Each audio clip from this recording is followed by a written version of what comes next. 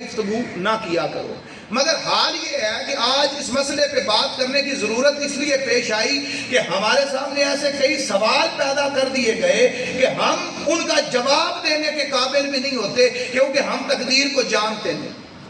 Accident ہو گیا، ایک بچہ تھا، وہ ناچ کے اچھل کود کے بائک چلا رہا تھا، آگے جا کے کسی گاڑی میں لگا، کسی جگہ پہ لگا، ایکسیڈنٹ ہو گیا، مر گیا. ہم ڈال دیتے ہیں تقدیر کا مسئلہ ہے. نماز نہیں پڑھتے، تقدیر میں لکھا تھا نہیں پڑھنی. زنا کر لیا، تقدیر میں لکھا تھا کر لیا. شراب پی لی، تقدیر میں لکھا تھا پی لی. نماز پڑھ لی، تقدیر میں لکھا تھا تو پڑھ لی. ماں کو قتل کر دیا، تقدیر میں لکھا تھا قتل ہونا تھا. تو ہم ہر چیز تقدیر کے کھاتے میں ڈال دیتے ہیں. قید اور مقید، مفلس اور محتاج ثابت کرتے ہیں اپنے آپ کو. تو آج ضرورت ہے کہ تقدیر کو جان تو لے کہ تقدیر ہے کیا اور ہم کہاں پہ کھڑے ہیں. کیا اللہ نے واقعی ہمیں محتاج پیدا کیا ہے؟ تو 3 سوال سامنے رکھتے ہیں، ان کے جوابات بعد میں ڈھونڈنے کی کوشش کریں گے. پہلا سوال یہ ہے کہ یہ سوال پیدا کیا جاتا ہے تقدیر کے حوالے سے. کئی سوال ہیں، 3 سوال ایڈریس کروں گا میں. پہلا سوال یہ ہے کہ نیکی کو پیدا کس نے کیا ہے؟ بولے تو اللہ نے. بدی کو پیدا کس نے کیا ہے؟ اب آپ آہستہ بولیں. بدی کو بھی پیدا کس نے کیا ہے؟ تو سوال یہ پیدا کیا جاتا ہے کہ جب بدی کو پیدا ہی اللہ نے کیا ہے تو پھر اللہ ہمیں عذاب کیوں دے گا بھائی؟ اللہ بدی کو پیدا ہی نہ کرتا، اللہ بدی کو پیدا ہی نہ کرتا. تو پہلا سوال یہ پیدا کیا جاتا ہے کہ اللہ نے بدی کو پیدا کیوں کیا؟ اللہ بدی کو پیدا ہی نہ کرتا. دوسرا سوال مسئلہ تقدیر کے حوالے سے یہ ذہن نشین کر لیں جو کیا جاتا ہے، وہ یہ سوال ہے کہ جب ہر چیز اللہ نے پہلے لکھ دی ہے. ہمارے علامہ طاہر صاحب، رانا اکرم صاحب یہ پہلے نہیں آتے، آج آئے ہیں تو کہہ دیں کہ تقدیر میں لکھا تھا اس درس قرآن پہ جانا ہے. تو تقدیر میں لکھا تھا تو آ گئے. تو جب اگر کوئی شراب پیتا ہے، گناہ کرتا ہے، زنا کرتا ہے، نیکی کرتا ہے، بدی کرتا ہے، تو جب ہر چیز پہلے لکھی تھی تو وہ بندہ کہہ نہیں سکتا کہ مولا جو تو نے لکھا تھا میں تو وہ کرتا رہا ہوں تو پھر مجھے جہنم کیوں؟ بات سمجھ نہیں آ رہی؟ وہ آپ تو بیٹھنے کا ثبوت دیتے رہے نا. حکیم صاحب تو ویسے صوفی بندے ہیں. یعنی قرآن مجید کی ابتدائی آیات میں سورہ بقرہ کی، چلے میں اور مزید وضاحت کر دیتا ہوں. اللہ رب العزت نے ارشاد فرمایا ان الذین کفروا سواء علیہم انذرتہم ام لم تنذرہم لا یؤمنون. اے محبوب ان کافروں کو ڈرائیں یا نہ ڈرائیں یہ ایمان لانے والے.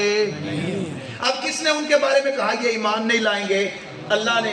اب وہ کافر کل قیامت والے دن اللہ کے سامنے کھڑے ہو کے نہیں کہہ سکتے کہ یا اللہ جب تو نے کہہ دیا تھا کہ ہم ایمان نہیں لائیں گے، جب تو نے لکھ رکھا تھا کہ ہم ایمان نہیں لائیں گے تو پھر ہم ایمان کیسے لے آتے؟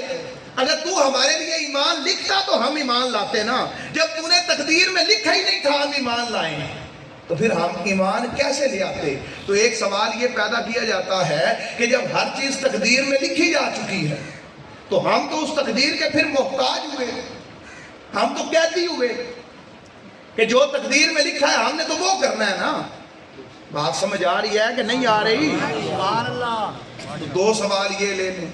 ایک تیسرا سوال چلے یہ لے لیں کہ اللہ رب العزت قرآن مجید سورہ رعد میں ارشاد فرماتا ہے یمحو اللہ ما یشاء ویثبت، کہ اللہ رب العزت جس لکھے کو چاہے مٹا کے نئے سرے سے کوئی اور چیز لکھ دے.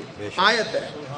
اب یہاں پہ سوال یہ کیا جاتا ہے کہ کیا اللہ نے جو پہلے لکھا تھا وہ غلط لکھا تھا جو مٹا رہا ہے، یا جو اللہ نے پہلے لکھا تھا اللہ کو نہیں معلوم تھا کہ یہ ہونا ہے جو اللہ مٹا کے اب وہ دوسری بات کو لکھ رہا ہے؟ یہ تیسرا سوال. اس کے آگے کئی سوال ہیں. ایک سوال رزق کے بارے میں آ جاتا ہے، یہ بھی تقدیر کا مسئلہ ہے کہ اللہ کا نظام عدل کیا ہے، کہ اللہ عنایت کس درجے پہ کرتا ہے. ایک بندہ وہ سارا دن 8 گھنٹے 12 گھنٹے مزدوری کرتا ہے، دھوپ میں چلتا رہتا ہے اور 8 گھنٹے مزدوری 10 گھنٹے مزدوری کے بعد اسے 800 روپیہ ملتا ہے. ایک بندہ وہ 15-20 منٹ آدھا گھنٹہ کسی اے سی میں بیٹھ کے کام کرتا ہے، اسے لاکھوں مل رہے ہوتے ہیں. محنت وہ زیادہ کر رہا ہے، پیسے اسے مل رہے ہیں. تو اللہ کا نظام عدل کیا ہے؟ ایک بندہ اس کے بارے میں دیکھا جاتا ہے کہ وہ 60 سال 70 سال 100 سال عبادت کرتا ہے، ایک کوئی گناہ ایسا کرتا ہے اسے جہنم میں ڈال دیا جاتا ہے، اور ایک بندہ وہ 100 قتل کرنے کے بعد توبہ کا ارادہ لے کے چلتا ہے اسے جنت میں ڈال دیا جاتا ہے۔ بات سمجھ آ رہی ہے کہ نہیں کہ اس کا نظام عدل کیا ہے، کہ وہ کس طریقے سے عطا کر رہا ہے؟ تو یہ ساری ابحاث جو ہیں یہ اسی تقدیر کے معاملے کی، بات سمجھ آ رہی ہے؟ ان سوالوں کے جواب دیکھتے آج ضرورت ہے کہ ہم دیکھیں ہم کر کیا رہے ہیں، کس جگہ پہ کھڑے ہیں، ہم خدا کے ساتھ بھی انصاف کرتے ہیں یا نہیں؟ ہم نے نعوذ باللہ اللہ کو محتاج بنا دیا ہے تقدیر کے معاملے میں۔ تو پہلے تو یہ جان لے کہ تقدیر کے حوالے سے خالق کائنات نے پہلے کہیں پہ بیان کیا یا نہیں کیا۔ تو پہلی آیہ مبارکہ ہے سورہ یاسین کی، اللہ رب العزت نے ارشاد فرمایا وَكُلَّ شَيْءٍ أَحْصَيْنَاهُ فِي إِمَامٍ مُبِينٍ، اللہ نے ہر چیز اس روشن کتاب میں لکھ رکھی۔ دوسری آیت سورہ بروج کی ہے، 2 آیات، بل ہوا قرآن مجید، یہ تمہارا قرآن مجید ہے، بڑی عظمتوں والا، بڑی شانوں والا، یہ جو قرآن مجید ہے، بل ہوا قرآن مجید، یہ قرآن بھی فی لوح محفوظ، یہ بھی اسی روشن کتاب سے نیچے اتارا ہے، یہ بھی وہاں پہ لوح محفوظ میں تھا۔ 2 حدیث سن لیں، بخاری شریف کی روایت ہے، حضرت ابو عبداللہ بن عمر روایت کرتے ہیں، آقا علیہ السلام نے ارشاد فرمایا، کتاب التوحید کی روایت ہے، آپ نے ارشاد فرمایا اللہ نے زمین و آسمان کو تخلیق کرنے سے 50,000 سال پہلے ہر چیز کی تقدیر لکھ دی تھی۔ ابھی زمین بنی نہیں تھی، آسمان بنا نہیں تھا، کوئی چیز وجود میں نہیں آئی تھی، آدم کے لیے مٹی نہیں لے جائی گئی تھی، جنت دوزخ وجود میں نہیں آئے تھے، ہر چیز سے پہلے اللہ نے ہر چیز کی تقدیر لکھ دی۔ دوسری حدیث آقا علیہ السلام نے ارشاد فرمایا ان اول ما خلق اللہ القلم،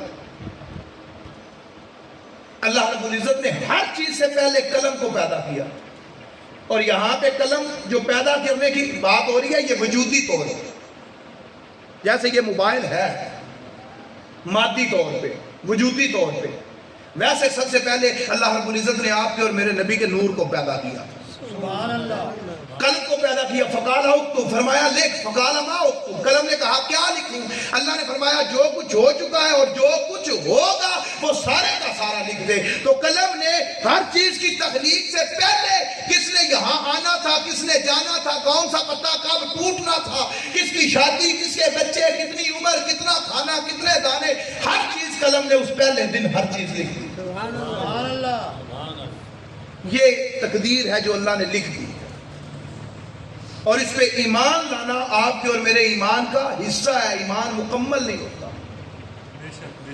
ارشاد فرمایا آمنت باللہ، ایمان کی وہ صفت ہے، آمنت باللہ، آگے بول رہے ہیں یا صرف شادی کے لیے یاد کی تھی کہ مولوی صاحب نے سننی ہے اس وقت آ جائے، بعد میں بھول گئے ہیں، ایسے ہی ہے، تو آگے بولے تو صحیح، آمنت باللہ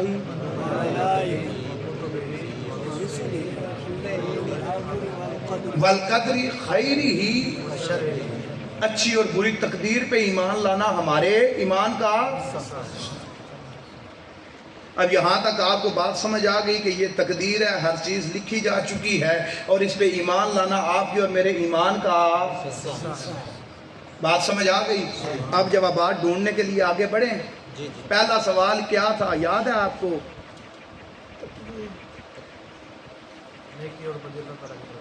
کہ بدی اللہ نے پیدا ہی کیوں کی؟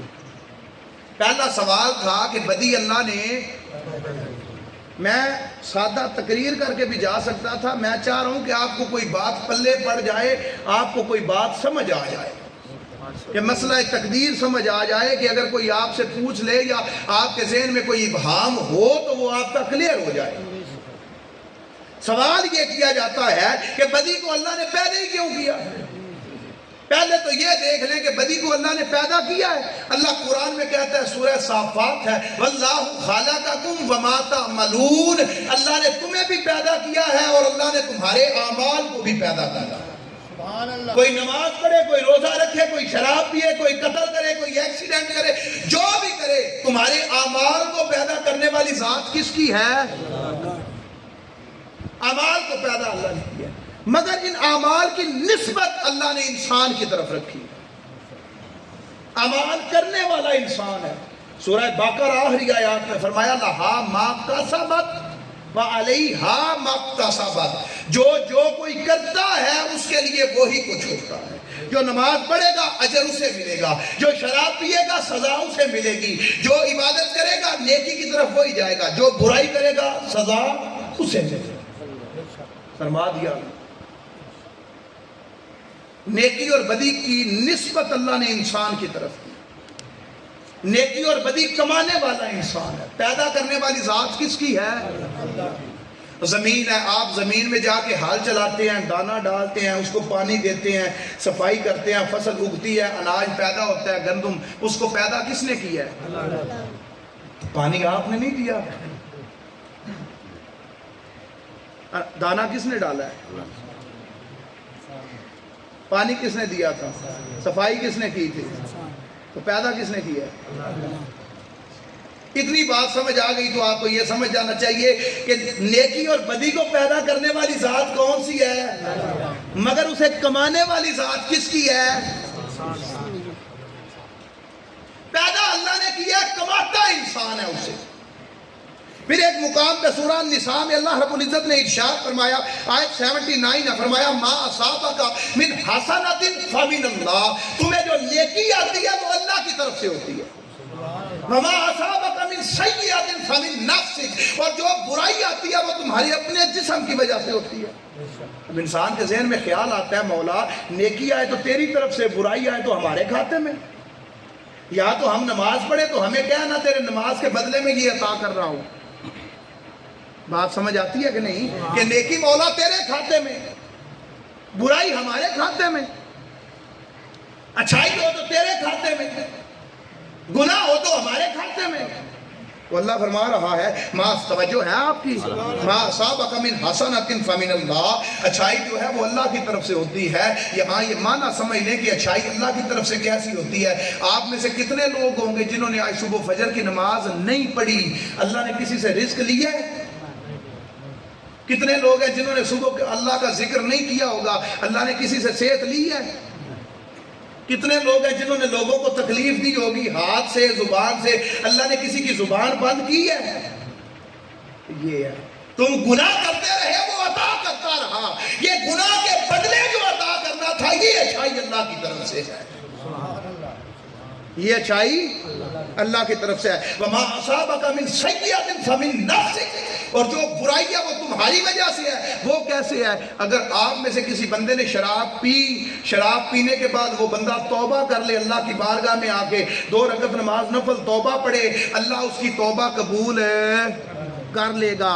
مگر جو اس نے شراب پی تھی، اللہ نے اچھائی کی گناہ کے بعد، اللہ نے اس کی توبہ قبول کر لی، مگر جو اس نے برائی کی تھی، شراب پی تھی، اب وہ شراب اس کا انٹرنل سسٹم، اس کے گردے، کڈنی، اس کے لیور کو خراب کر کے رہے گی۔ یہ جو اندر برائی پہنچی ہے وہ اس کے گناہ کی وجہ سے پہنچی ہے۔ اچھائی کس کی طرف سے تھی اور برائی کس کی طرف سے تھی؟ پتہ چلا کہ نسبت کس کی طرف ہو گئی؟ انسان کی۔ ایک بندہ ہے وہ ساری زندگی والدین کو گالیاں دیتا رہے، جوتے کی نوک پہ رکھے، آخری عمر اماں جی ابا جی بستر پہ آ گئے ہیں، بستر پہ ان کے پاؤں میں جا کے بیٹھ جائے، اماں جی ساری زندگی غافر رہا ہوں معاف کر دے، ماں اسے معاف کر دے تو اللہ بھی اسے معاف کر دے گا۔ یہ نظام قدرت ہے کہ اللہ نے اچھائی کی، ما اصابک من حسنۃ فمن اللہ، وہ ساری زندگی گناہ بھی کرتا رہا، اللہ نے اسے معاف کر دیا، مگر وما اصابک من سیئۃ فمن نفسک، یہ قانون فطرت ہے کہ وہ اپنی ماں باپ کا نافرمان تھا، اس کی اولاد ساری زندگی توبہ کے بعد بھی اس کی فرما بردار ہو سکتی، یہ جو اولاد نافرمان ہوگی یہ اس کے گناہوں کا سبب ہوگا۔ بات سمجھ آ رہی ہے؟ تو اب یہ ہے کہ برائی کو پیدا کرنے والی ذات کون سی تھی؟ انسان ان برائیوں کا، ان اعمال کا کمانے والا ہوتا ہے۔ اب اللہ رب العزت سے پوچھتے ہیں مولا تو نے برائی کو پیدا ہی کیوں کیا؟ سوال یہ کیا جاتا ہے کہ اللہ برائی پیدا ہی نہ کرتا، اللہ اگر برائی پیدا نہ کرتا تو اللہ آپ کو فرشتوں کے ساتھ جنت میں نہ رکھتا؟ گناہوں سے پاک تو پھر فرشتے ہی ہیں نا۔ اللہ نے برائی کو، بدی کو پیدا اس لیے کیا کہ خالق کائنات نے اس کائنات کا نظام ضد پہ پیدا کیا۔ دن ہے اس کی ضد، بولے تو صحیح، رات ہے، روشنی ہے اس کی ضد، تکلیف ہے اس کی ضد، آرام ہے، بھوک ہے اس کی ضد، کھانا ہے۔ اگر ایک لمحے کے لیے سوچیں کہ اللہ صرف بھوک پیدا کرتا، کھانا پیدا ہی نہ کرتا تو آپ کا کیا حال ہوتا؟ پیاس پیدا کی، اس کی ضد اللہ نے پانی بھی پیدا کیا۔ اگر اللہ پیاس پیدا کرتا اور پانی پیدا ہی نہ کرتا تو آپ کا کیا حال ہوتا؟ اللہ دھوپ پیدا کرتا اور اس کی ضد چھاؤں پیدا ہی نہ کرتا۔ جتنی گرمی تھی، آپ دن کے وقت کسی کمرے میں بھی بیٹھے ہوں، چھت میں سے دھوپ نکل کے آپ کو لگتی رہے تو کیا حال ہوتا آپ کا؟ اللہ نے ہر چیز کو ضد میں پیدا کیا ہے تاکہ کائنات کا نظام اچھا چلتا رہے۔ چلے اس میں ایک ضد کا اضافہ کرتے ہیں، اللہ نے مرد کو پیدا کیا، اس کی ضد عورت کو پیدا کیا۔ اگر اللہ عورت کو پیدا نہ کرتا تو پھر آپ مرد کیا کرتے پھرتے؟ تو کائنات کا نظام اللہ نے ضد پہ پیدا کیا ہے۔ اسی لیے جیسے اللہ نے ہر چیز ضد میں پیدا کی ہے، اللہ نے اچھائی کی ضد برائی کو پیدا کیا، اور قرآن میں ارشاد فرمایا برائی کو اگر تعبیر موت سے کیا جائے، اچھائی کو تعبیر حیات سے کیا جائے تو قرآن کی آیت کا معنی سمجھے۔ اللہ فرما رہا ہے الذی خلق الموت والحیات لیبلوکم ایکم احسن عملا۔ اللہ وہ ہے جس نے برائی اور اچھائی کو پیدا کیا تاکہ وہ تمہیں آزما سکے تم میں سے نیک عمل کون کر کے لاتا۔ سبحان اللہ، سبحان اللہ۔ تو اللہ نے برائی کو اس لیے پیدا کیا کہ اللہ آپ کو اور مجھے، بولے تو صحیح، سبحان اللہ، وہ سبحان اللہ نہیں، آزمانا۔ اللہ نے بدی کو اس لیے پیدا کیا کہ وہ آپ کو اور مجھے آزما سکے، اس نے ضد کو پیدا۔ تو یہ پہلے سوال کا جواب تھا کہ اللہ نے بدی کو پیدا کیوں کیا۔ دوسری بات، اللہ نے جب ہر چیز لکھ دی ہے تو پھر اللہ ہم سے پوچھے گا کیوں؟ ہم تو قیدی ہیں، ہم تو مقید ہیں، ہم تو آزاد نہیں ہیں۔ سمجھ آ رہی ہے یا موضوع بدل دیتے ہیں؟ لگتا ہے آپ کو سمجھ نہیں آ رہی ہے۔ دوسرا سوال یہ ہے کہ اللہ نے جو ہر چیز لکھ دی ہے تو میں تو اس کا قیدی ہوں۔ اللہ نے لکھ دیا ہے کہ اس وقت مسجد آنا ہے، اس وقت نہیں آنا، یہ وہ جو کچھ لکھا ہوا ہے میں نے تو وہ کرنا ہے۔ تو یہاں پہ یہ بات سمجھ لیں کہ پہلے ہم تقدیر کا معنی ہی غلط کرتے ہیں کہ تقدیر کہتے کسے؟ تقدیر لفظ قدر سے، قدر کا معنی ہوتا ہے اندازہ لگانا۔ یہ گلاس کی قدر و قیمت کیا ہے، یہ پلاٹ کی قدر و قیمت کیا ہے، یہ مکان کی قدر و قیمت کیا ہے۔ قدر کا معنی ہوتا ہے اندازہ لگانا۔ جس طرح اگر کوئی استاد اندازہ لگائے اور استاد کہہ دے کہ یہ بچہ فیل ہوگا اور وہ بچہ سال بعد فیل ہو جائے تو کیا قصور استاد کا ہوگا؟ کیوں استاد نے نہیں کہا تھا فیل ہوگا، اندازہ ہی لگایا تھا نا استاد نے۔ تو تقدیر کا معنی ہے قدر، قدر کا معنی ہے اندازہ لگانا۔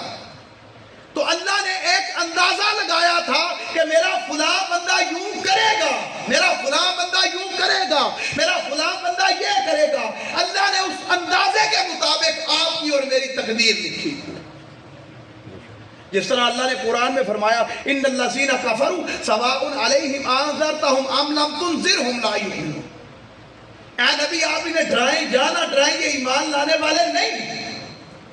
یہ فرما دیا ختم اللہ علی قلوبہم وعلی سمعہم وعلی ابصارہم، ان کے دلوں پر مورے ہیں، آنکھوں اور کانوں پر پردے ہیں۔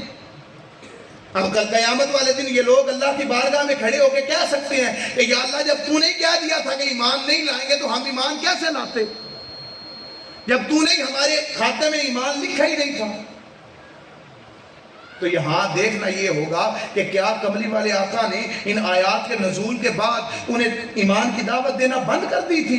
نہیں، آپ نے ان آیات کے نزول کے بعد بھی انہیں دعوت اور یہ اس بات کی دلیل ہے کہ کملی والے آقا نے یہ جانا تھا کہ ان آیات کا معنی یہ ہے کہ محبوب یہ پہلے بھی تیری مخالفت کرتے رہے ہیں، انہوں نے ابھی بھی سدھرنا نہیں، انہوں نے ایمان لانا نہیں۔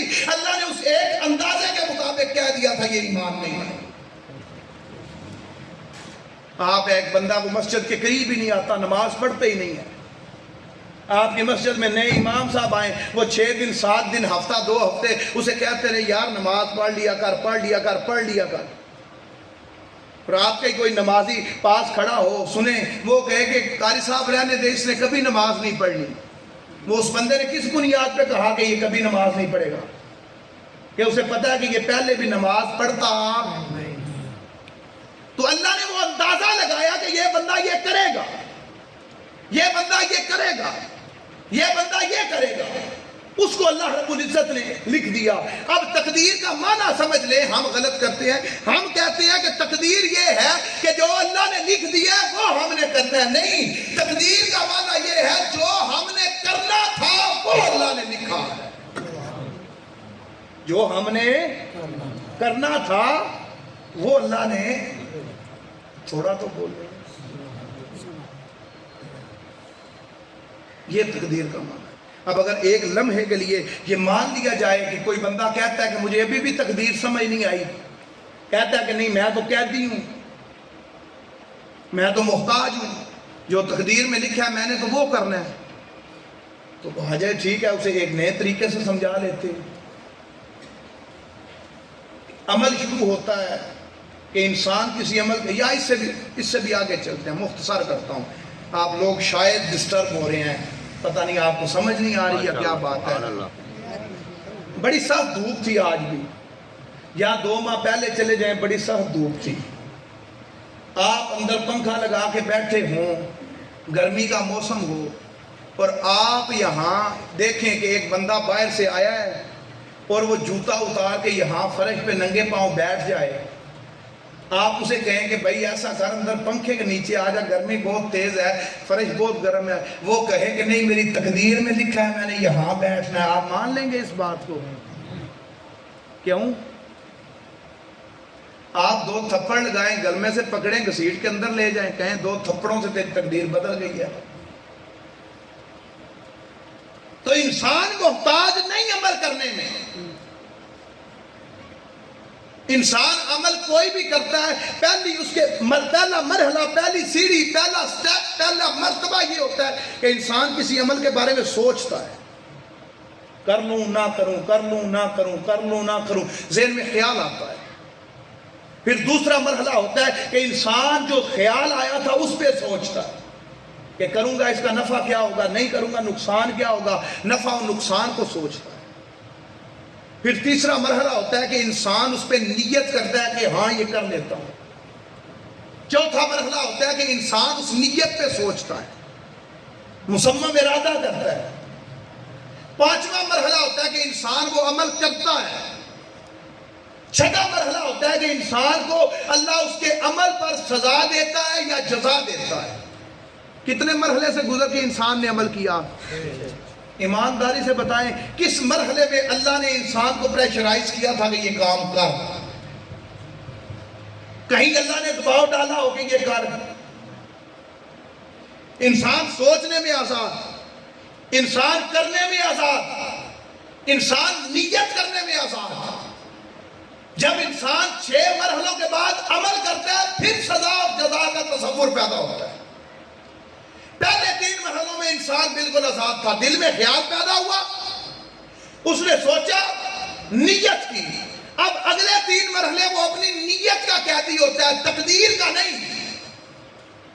جو اس نے سوچا تھا وہی کرتا ہے۔ اس لیے کملی والے آقا نے ارشاد فرمایا تھا انما الاعمال بالنیات، تمہارے اعمال کا دار و مدار تمہاری نیت پہ ہوتا ہے، تمہاری تقدیر پہ نہیں ہوتا۔ ہم ہر چیز تقدیر کے کھاتے میں ڈال دیتے ہیں۔ گناہ کیا اللہ نے لکھا تھا، ثواب کیا اللہ نے لکھا تھا، اچھائی کی ہے اللہ نے لکھا تھا، برائی کی ہے اللہ نے لکھا تھا، گناہ کر کے خدا کے کھاتے میں ڈال دیتے ہیں۔ تقدیر یہ ہے کہ جو ہم نے کرنا تھا وہ اللہ نے لکھا ہے، تقدیر یہ نہیں کہ لکھا ہے ہم نے وہ کرنا ہے. اللہ نے آپ کو اور مجھے قیدی پیدا نہیں کیا. یہ دوسرا سوال کا جواب. اللہ نے ایک اندازے کے مطابق لکھ دیا کہ ایسا ہوگا اور اس کا اندازہ اس کا علم یقینی ہے. امام غزالی اپنی کتاب احیاء العلوم میں لکھتے ہیں کہ تقدیر کا معنی قدر اندازہ ہے اور یہ اللہ کا علم یقینی اور ارادہ ہے جو اللہ نے پہلے لکھ رکھا. اگر اللہ آپ زیرک بندے بیٹھے ہیں ایک لمحے کے لیے سوچے کہ اگر اللہ تقدیر نہ لکھتا تو اللہ کو پھر پتہ نہیں ہونا تھا کہ کیا ہوگا. بولے تو جب اللہ نے وہ علم لکھا ہی ہے نا, تو جب اللہ ہر چیز کے بارے میں جانتا تھا تو اللہ نے وہ لکھ دیا, تو اس میں آپ اور میں قیدی کہاں سے ہو گئے. تو یہ دوسرے سوال کا جواب ہے آپ کا. اب تیسرا سوال, اللہ نے سورہ رات میں ارشاد فرمایا یمحو اللہ ما یشاء ویثبت وعندہ ام الکتاب, کہ اللہ جس لکھے کو مٹا دے, جس کو چاہے دوبارہ لکھ دے, اس کے پاس ہی وہ روشن کتاب ہے. سوال یہ پیدا کیا جاتا ہے کہ کیا اللہ نے جو پہلے لکھا تھا وہ غلط تھا, یا جو اللہ اب لکھ رہا ہے اللہ کو نہیں پتا تھا پہلے یہ ہوگا. نعوذ باللہ استغفر اللہ. یہ سوال پیدا کیا جاتا ہے. تو ایک لمحے کے لیے اگر آپ سوچیں, آپ بڑے زیرک بندے, سیانے بندے بیٹھے ہیں, بڑے باشعور بیٹھے ہیں, کہ آپ کو پتہ ہے کہ آپ کو اللہ تعالیٰ نے زندگی دی ہے, تو اب اس کے بعد کیا ہوگا؟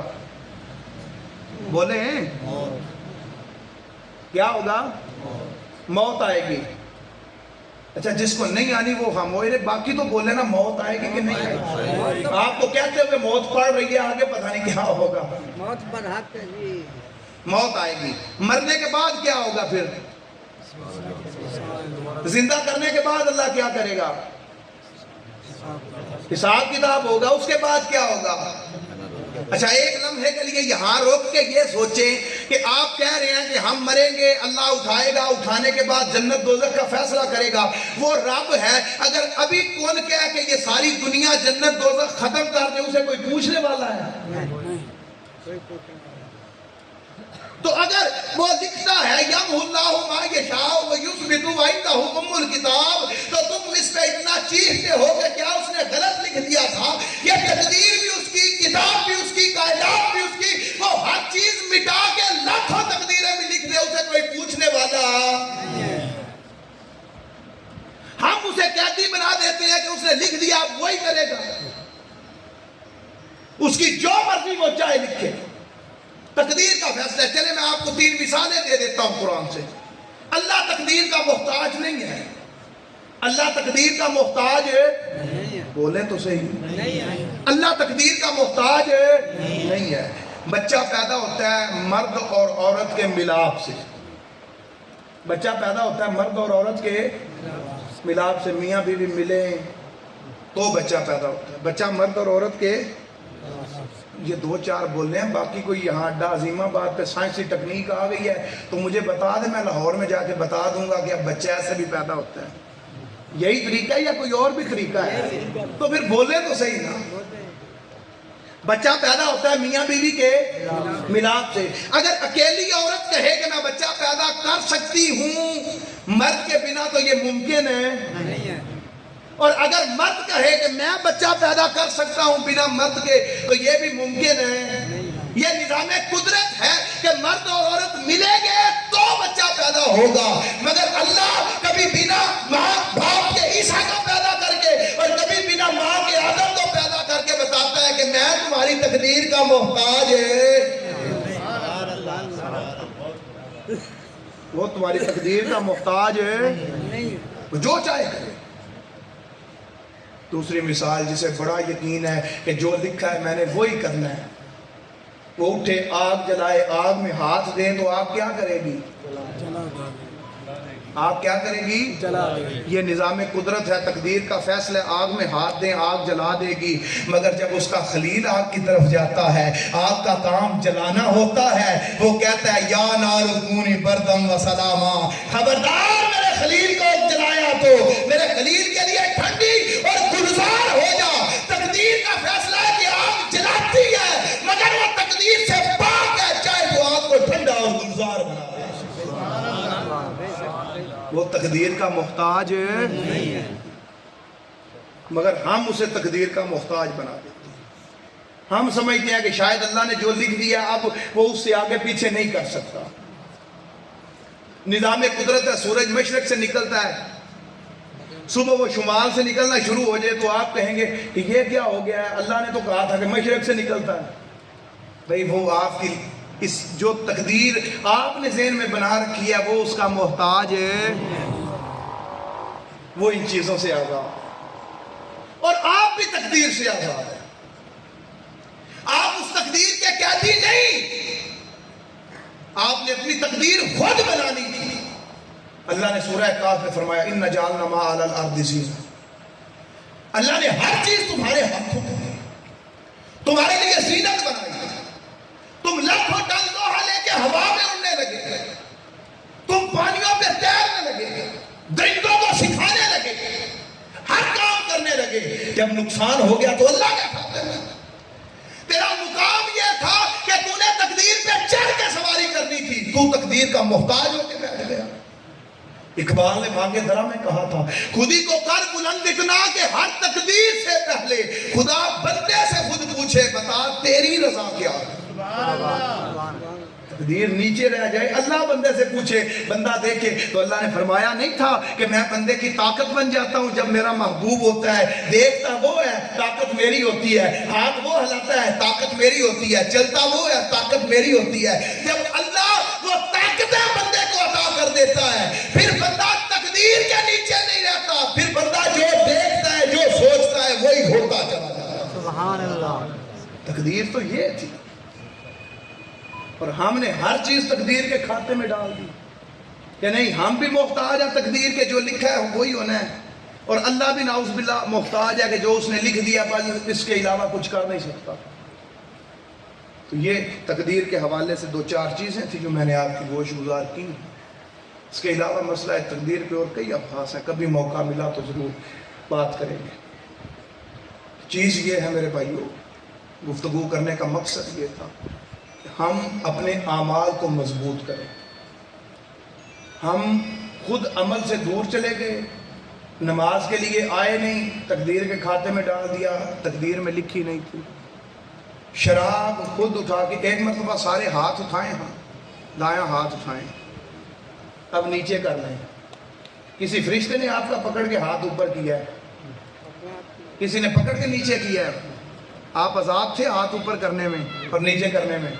ایسے ہی آپ نماز پڑھنے اور نہ پڑھنے میں اذان ہوئی، بستر میں جا کے لیٹ گئے، سو گئے اور تقدیر پہ ڈال دیا تو یہ ظلم ہے۔ نیکی کا کام وقت آیا، آنکھیں چرا کے دوسری گلی سے نکل گئے، تقدیر پہ ڈال دیا تو یہ اللہ نے آپ کو مجھے محتاج پیدا، عمل سے زندگی بنتی ہے جنت بھی، عمل سے بنانا ہے آپ نے، تقدیر کے کھاتے میں نہیں ڈالنا۔ یہ تقدیر ہے۔ آپ میں سے آپ تقریباً سارے لوگ شادی پہ گئے ہوں۔ عتیق بھائی شادیوں پہ بھی لگاتے ہیں اسپیکر؟ دینی محفلوں میں لاتے ہیں۔ کسی نے گانے شانے وہ اچھا ٹھیک ہے، چلے شادی پہ جاتے ہیں، ویسے کبھی ولیمہ شلیمہ کھایا ہو؟ آپ لوگ بھی کھاتے ہیں؟ بولے تو صحیح، کھا کے تو کم از کم بولے نا، کھاتے ہیں نہیں کھاتے؟ 2 بجے کا اعلان ہو ولیمہ، ولیمے کا کھانا کھول دیا جائے گا، 6 بجے تک وہ 4 گھنٹے آپ کو بھوکا بٹھائے رکھے، 6 بجے اچانک ایک طرف سے اعلان ہو روٹی کھول دی گئی ہے تو آپ کیا کرتے ہیں سارے؟ بولے ہیں یار، بولے تو صحیح کرتے ہیں، پھر بھی نہیں بول رہے۔ پلیٹ اٹھاتے ہیں، نہ باپ کا پتہ، نہ ماں کا پتہ، نہ بھائی کا پتہ، پلیٹ ہوتی ہے، چمچہ ہوتا ہے اور وہ کھانا آپ کا ڈیسٹینیشن ہوتا ہے، یہی ہوتا ہے نا۔ اور اتنا کھانا نہیں ہوتا جتنا آپ پلیٹ میں، وہاں پہ آپ کو تقدیر نہیں یاد رہتی کہ نہیں میں نے کھانا وہی ہے جو نوالا میری تقدیر میں لکھا ہے، وہ ٹیبل پہ بھی بیٹھے رہے تو مل جائے گا، تو وہاں اٹھ کے تقدیر بنانے کے لیے بھاگتے کیوں ہیں؟ اس کا مطلب یہ تقدیر جو آپ بناتے ہیں یہ ظلم کرتے ہیں۔ آج کے بعد عمل کریں گے، عبادت کریں گے، پھر اللہ کی خاطر آپ نیکی کرتے رہیں، پھر کوئی آزمائش آئے تو وہ اللہ کی طرف سے ہوتی ہے، وہ اللہ کی طرف سے ہوتی ہے۔ نماز پڑھیں گے، نیکی کریں گے، اور یہی مقصد تحریک منہاج القرآن کا ہے کہ لوگوں کو عمل کے ساتھ جوڑا جائے۔ پیارے بھائی، جس دور میں آپ اور میں ہیں، انفارمیشن ہے ہمارے پاس، عمل نہیں ہے۔